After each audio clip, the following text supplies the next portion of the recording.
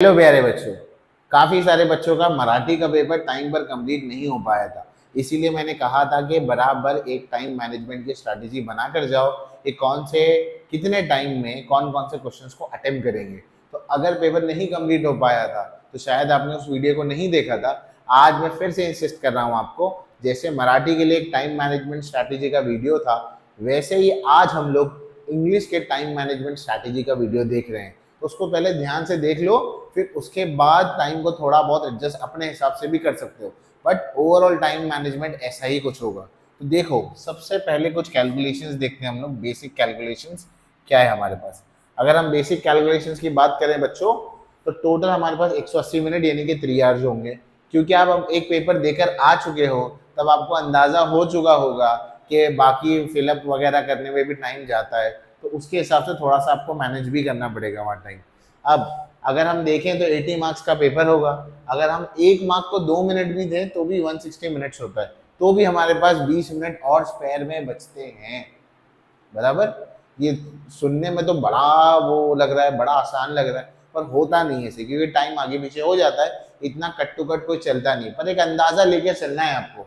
सबसे पहले याद रखना, जब आप इंग्लिश का पेपर लिखने जाएंगे तो एक माइंडसेट के साथ जाएंगे। कौन से माइंडसेट के साथ आप जाएंगे कि भाई इंग्लिश का पेपर है, लैंग्वेज का पेपर है, टाइम तो कम पढ़ने ही वाला है, तो बस एकदम फुल ऑन जोश के साथ स्टार्ट करना है पेपर। और स्टार्टिंग के चीजों में बिल्कुल भी स्लो मत होना। स्टार्टिंग की कौन सी चीज बेटा? स्टार्टिंग की चीज ये सेक्शन 1 किस में आएगा? लैंग्वेज स्टडी में आएगा। लैंग्वेज स्टडी को बिल्कुल भी स्लोली स्लोली नहीं करना, दिखेगा फटाफट फौरन करना है। ग्रामर का बहुत ही कम क्वेश्चन होगा, बाकी बेसिक तो ज्यादातर वोकैबुलरी रिलेटेड क्वेश्चन उसमें होते हैं, तो वो जरूर करके जाना। इसकी प्रैक्टिस कहाँ से करोगे? सैंपल पेपर कर लो, पीवाईक्यूज कर लो, नवनीत का 21 सेट उठा लो, वहां से जितना लैंग्वेज स्टडी का क्वेश्चन है सारा का सारा कर लो वहां से।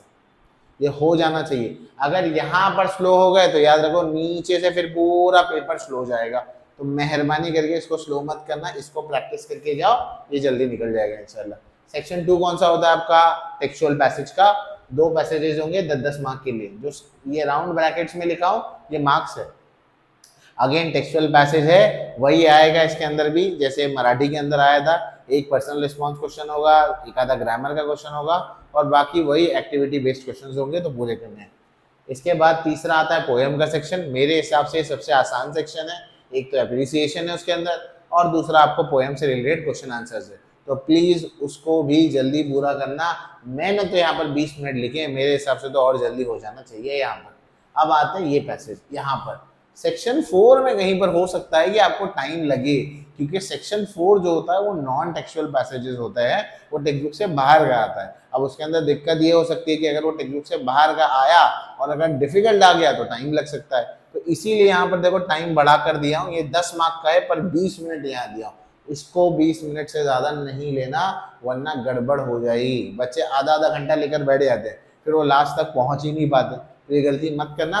20 मिनट मैक्सिमम है इसके लिए। इसके अलावा समरी है, समरी के लिए 10 मिनट है, 5 मार्क का है, 10 मिनट में लिखना है। समरी राइटिंग पे एक अलग से वीडियो डालूंगा इंशाल्लाह, उसको देख लेना, पर समरी राइटिंग की प्रैक्टिस जरूर करके जाओ, क्योंकि आने तो वाला ही है।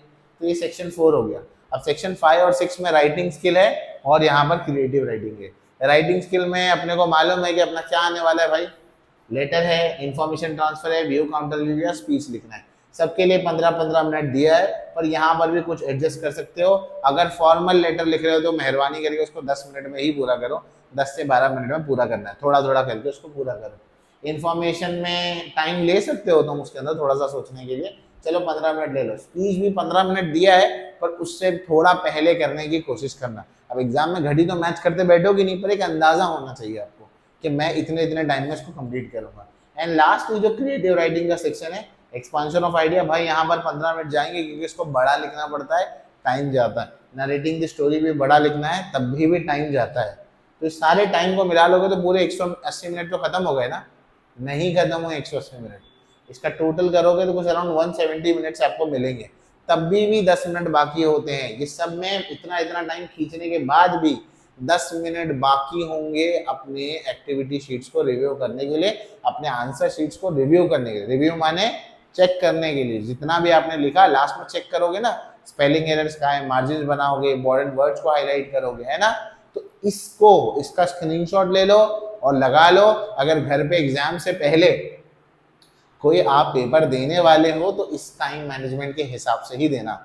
इसके अलावा कोई और चीज पूछनी है तो कमेंट सेक्शन में मेंशन करो। वीडियो को ज्यादा से ज्यादा बच्चों के साथ शेयर करो। Till then keep working hard, all the best.